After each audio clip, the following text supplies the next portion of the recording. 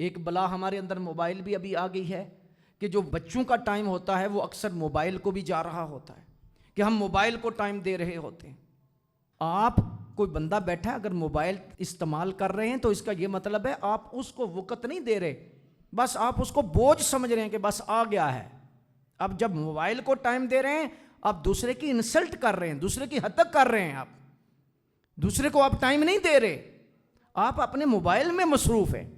اس لیے اگر بندوں میں بیٹھنا پڑ جائے تو اس انداز میں خاص یہ چیز ہونی چاہیے کہ ہم موبائل استعمال نہ کریں یا اپنی ذاتی مصروفیت میں سے کوئی ذاتی کام نہ کریں۔ اگر کرنا بھی ہو تو دوسرے سے اجازت لے لیں کہ اگر کوئی آپ محسوس نہ کریں تو یہ میں کام کر سکتا ہوں، یہ میں کر سکتا ہوں، یہ کر سکتا ہوں، ایسا اخلاقی رنگ لائیں، دیکھو وارے نیارے ہوتے ہیں یا نہیں۔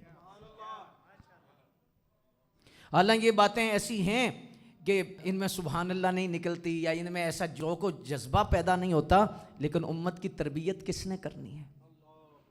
ہمارے ہاں یہ مسائل کس نے بیان کرنے ہیں؟ یہ محراب و منبر سے ہی نور نکلے گا تو معاشرے میں پھیلے گا۔ اللہ کے محبوب صلی اللہ علیہ وآلہ وسلم کو کسی صحابی نے انگوٹھی پیش کی، حضور نے قبول فرما لی، تو اسی مجلس میں آپ نے وہ انگوٹھی اتار کر ایک سائیڈ پہ رکھ لی۔ بعد میں صحابہ نے عرض کی یا رسول اللہ آپ نے وہ انگوٹھی پہنی تھی اور پھر تھوڑی دیر کے بعد اتار کر آپ نے سائیڈ پہ رکھی، اس میں کیا حکمت تھی؟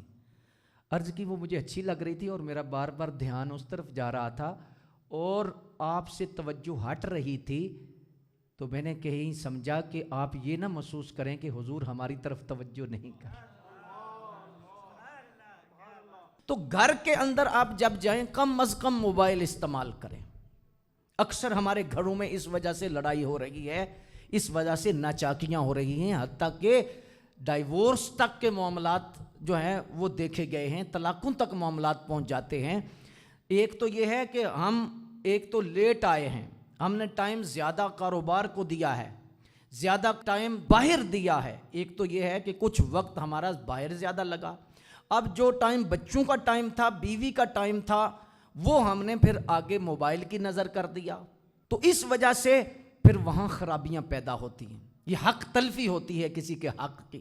تو یہ انداز بھی ہمارا اگر درست ہو جائے تو بہت ساری خیر ہمیں مل سکتی ہے۔